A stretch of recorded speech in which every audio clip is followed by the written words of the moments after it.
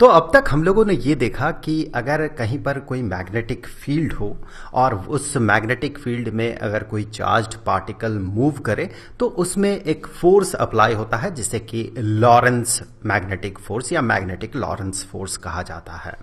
तो यहां पर देखिए दो मैग्नेट्स है, यहां इस मैग्नेट का इस तरफ साउथ पोल है और दूसरे मैग्नेट का इस तरफ नॉर्थ पोल है। तो यहां पर मैग्नेटिक फील्ड लाइन कुछ इस तरह का बनेगा, नॉर्थ पोल से साउथ पोल की तरफ, एक मैग्नेट के नॉर्थ पोल से दूसरे मैग्नेट के साउथ पोल की तरफ।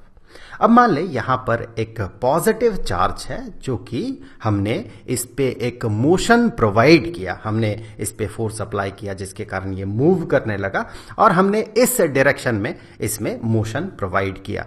लेकिन जब ये बॉडी मूव करेगा, ये चार्ज्ड पार्टिकल मूव करेगा, तो इसका मोशन अलोंग दिस लाइन नहीं होगा बल्कि इसका मोशन थोड़ा ये नीचे की तरफ डिफ्लेक्टेड होगा इस तरह से, क्योंकि इस पे एक मैग्नेटिक लॉरेंस फोर्स अप्लाई हो रहा है। उस फोर्स के डायरेक्शन को पता करने के लिए हम Fleming's left hand rule apply करते हैं। यहां पर देखिए इसमें करना हमें यह होता है कि तीन उंगलियों को, लेफ्ट हैंड के बाएं हाथ के तीन उंगलियों को हमें परपेंडिकुलर डायरेक्शन में रखना होता है, इस तरह से स्ट्रेच करना होता है। तीन उंगली मतलब यहां पर थंब है, ये फोर फिंगर और मिडिल फिंगर, तो इसे हमें इस तरह से स्ट्रेच करना पड़ता है ताकि इनके बीच का एंगल जो है ये 90 डिग्री का हो। फिर हमें इस लेफ्ट हैंड को इस तरह से ओरिएंट करना होता है ताकि ये जो फोर फिंगर है ये मैग्नेटिक फील्ड के डायरेक्शन में रहे, ये जो मिडिल फिंगर है ये जो पॉजिटिव चार्ज है इसका जिस डायरेक्शन में मोशन है उसके डायरेक्शन में रहे। तो फिर ये थंब जो है, ये थंब इंडिकेट करता है कि उस चार्ज्ड पार्टिकल पे फोर्स किस डायरेक्शन में लगेगा। तो इस तरह से देखिए ये जो चार्ज्ड पार्टिकल है ये कुछ इस तरह से डिफ्लेक्टेड होगा क्योंकि इस पे नीचे की तरफ फोर्स अप्लाई होगा। वहीं पर अगर ये पॉजिटिव चार्ज ना होके अगर ये नेगेटिव चार्ज होता तो इस पे फोर्स जो है ये ऑपोजिट डायरेक्शन में लगता, मतलब ये ऊपर की तरफ डिफ्लेक्टेड होता, ये आप याद रखें।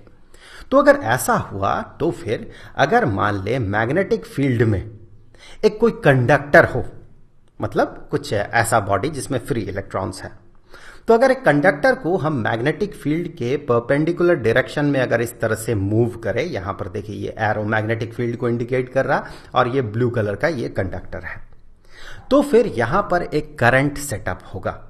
ऐसा क्यों होगा आप गौर से देखें, अगर यहां इस कंडक्टर के अंदर इंटरनल स्ट्रक्चर को अगर हम देखें तो यहां इंटरनल स्ट्रक्चर में हमें बहुत सारे फ्री इलेक्ट्रॉन्स दिखेंगे। ये फ्री इलेक्ट्रॉन्स को इंडिकेट कर रहा मान ले, क्योंकि ये कंडक्टर है, हमें पता है जो गुड कंडक्टर होता है उसमें फ्री इलेक्ट्रॉन्स होता है, जैसे कि मेटालिक बॉडीज में फ्री इलेक्ट्रॉन्स होता है।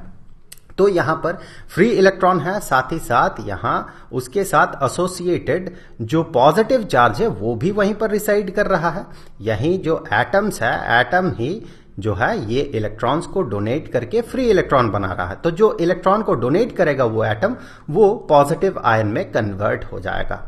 अब अगर आप देखें ये पॉजिटिव चार्ज है यहां पर और नेगेटिव चार्ज भी है यहां पर, और ये सारे चार्जेस जो है ये मूव कर रहा है, मैग्नेटिक फील्ड में मूव कर रहा है। ये कंडक्टर जो है ऊपर की तरफ मूव कर रहा है, हेंस ये जो नेगेटिव चार्जेस है और जो पॉजिटिव चार्जेस है ये सब मूव कर रहा है, ऊपर की तरफ मूव कर रहा है, मतलब मैग्नेटिक फील्ड के परपेंडिकुलर डायरेक्शन में मूव कर रहा है। हमें पता है ऐसे सिचुएशन में इन चार्ज्ड पार्टिकल पे फोर्स अप्लाई होगा जिसे कि हम फ्लेमिंग के लेफ्ट हैंड रूल से हम पता कर सकते हैं। अब गौर से देखिए हमने क्या किया है, यहां पर फोर फिंगर को फील्ड के डायरेक्शन में, मतलब मैग्नेटिक फील्ड के डायरेक्शन में ओरिएंट किया है। मिडिल फिंगर इंडिकेट कर रहा है कि ये जो चार्ज्ड पार्टिकल्स है इन चार्ज्ड पार्टिकल्स का मोशन का डायरेक्शन है ये, और ये जो थंब है ये थंब इंडिकेट करेगा कि पॉजिटिव चार्ज पे किस डायरेक्शन में फोर्स अप्लाई होगा, नेगेटिव चार्ज पे उसके अपोजिट डायरेक्शन में फोर्स अप्लाई होगा। तो यहां से आप देखिए कि ये डायरेक्शन, ये जो थंब का डायरेक्शन है वो इस तरफ स्क्रीन से बाहर की तरफ इंडिकेट कर रहा है। मतलब ये जो पॉजिटिव चार्जेस है, जो पॉजिटिव आयंस है क्रिस्टल में जो कि फिक्स्ड है, उन आयंस पे इस डायरेक्शन में फोर्स अप्लाई हो रहा है, थंब के डायरेक्शन में फोर्स अप्लाई हो रहा है। और जो नेगेटिव चार्जेस है, फ्री इलेक्ट्रॉन्स है, फ्री इलेक्ट्रॉन्स पे ऑब्वियसली उसके ऑपोजिट डायरेक्शन में फोर्स अप्लाई होगा। अब देखिए पॉजिटिव चार्ज तो इस क्रिस्टल में फिक्स्ड है, वो मूव नहीं कर सकता है। लेकिन फ्री इलेक्ट्रॉन्स, नाम से ही आप समझ रहे होंगे, वो इलेक्ट्रॉन्स जो फ्रीली मूव कर सकता है। तो इन फ्री इलेक्ट्रॉन्स पे फोर्स अप्लाई हो रहा है इस डायरेक्शन में, जिसके कारण ये सारे फ्री इलेक्ट्रॉन्स इस डायरेक्शन में मूव करने लगता है। लेकिन पॉजिटिव चार्जेस यहां पर क्रिस्टल में फिक्स्ड होने के कारण ये मूव नहीं करेगा, क्योंकि ये आयनिक फॉर्म में है तो ये मूव नहीं कर सकता है, क्रिस्टल में ये फिक्स्ड है। लेकिन नेगेटिव चार्ज जो है, इलेक्ट्रॉन्स, फ्री इलेक्ट्रॉन्स, इस डायरेक्शन में मूव करेगा। ये स्क्रीन से अंदर की तरफ इस डायरेक्शन में ये मूव करेगा। दैट मीन इलेक्ट्रॉनिक करंट इस डायरेक्शन में सेटअप होगा। मैं यहां पर लिख दूं इलेक्ट्रॉनिक करंट। हमें पता है इलेक्ट्रॉनिक करंट के ऑपोजिट डायरेक्शन में कन्वेंशनल करंट सेटअप होता है। मतलब जिस डायरेक्शन में इलेक्ट्रॉन मूव करता है, ये माना जाता है कि कन्वेंशनल करंट उसके ऑपोजिट डायरेक्शन में सेटअप हो रहा है। ऐसा क्यों होता है, इसके बारे में हम लोग इलेक्ट्रिसिटी चैप्टर में डिटेल्स में बात किया था, तो मैं फिर से ये बात नहीं करूंगा, क्योंकि जो कन्वेंशनल करंट होता है उसे माना जाता है पॉजिटिव चार्जेस का मूवमेंट। अब नेगेटिव चार्जेस अगर ए से बी की तरफ जाए तो दैट इज इक्विवेलेंट टू कि पॉजिटिव चार्ज बी से ए की तरफ आ रहा है। तो जो कन्वेंशनल करंट है, कन्वेंशनल करंट का डायरेक्शन ये होगा। सो ये हो गया कन्वेंशनल करंट, जो कि माना जाता है कि पॉजिटिव चार्ज का मूवमेंट है। सो कन्वेंशनल करंट का डायरेक्शन इधर होगा, इस कंडक्टर में इस तरफ, स्क्रीन से बाहर की तरफ होगा। लेकिन ये जो करंट है ये हमेशा, ये जो है ये हमेशा नहीं रहेगा। इसके पीछे रीजन ये है कि जैसे ही इलेक्ट्रॉन मूव करने लगेगा, फ्री इलेक्ट्रॉन यहां से अंदर की तरफ, स्क्रीन से अंदर की तरफ मूव करने लगेगा, वैसे ही इस तरफ जो है फ्री इलेक्ट्रॉन्स का जमावड़ा हो जाएगा, और इस तरफ फ्री इलेक्ट्रॉन लूज करने के कारण इस तरफ, दूसरे तरफ जो है ये पॉजिटिव चार्ज का जमावड़ा हो जाएगा।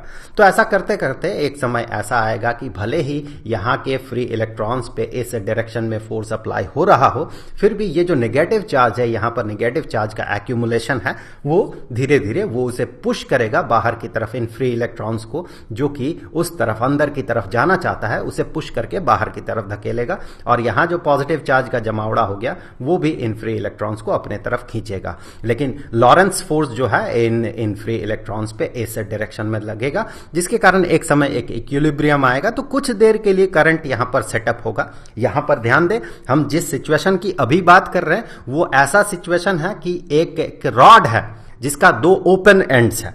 तो ऐसे सिचुएशन में यहां पर इलेक्ट्रॉन्स का जमावड़ा हो जाएगा, यहां पर पॉजिटिव चार्ज का जमावड़ा हो जाएगा, जिसके कारण कुछ देर तो करंट सेटअप होगा, इलेक्ट्रॉन मूव करेगा, तभी जाके यहां जमावड़ा होगा। फिर कुछ देर बाद जाके ये करंट जो है ये फ्लो करना बंद कर देगा। एक इक्विलिब्रियम सिचुएशन आएगा, एक स्टैटिक इक्विलिब्रियम सिचुएशन आएगा कि दोनों तरफ से फोर्स बराबर हो जाएगा। एक तो ये नेगेटिव चार्ज पुश करेगा इन इलेक्ट्रॉन्स को बाहर की तरफ, और ये पॉजिटिव चार्ज जो है उन फ्री इलेक्ट्रॉन्स को खींचेगा अपने तरफ, और दूसरा मैग्नेटिक लॉरेंस फोर्स जो है उसके अपोजिट डायरेक्शन में लगेगा। मतलब इन फ्री इलेक्ट्रॉन्स को ये और पुश करके अंदर की तरफ ले जाने का टेंडेंसी रखेगा। लेकिन कुछ देर बाद वो करंट जो है इक्विलिब्रियम आने के बाद वो जो है करंट रुक जाएगा। तो ये आप ध्यान रखें कि अगर इस तरह का आइसोलेटेड एक रॉड रहे जिसका दो ओपन एंड्स हो, तो करंट हमेशा सेटअप नहीं होता, कुछ देर के लिए सेटअप होता है।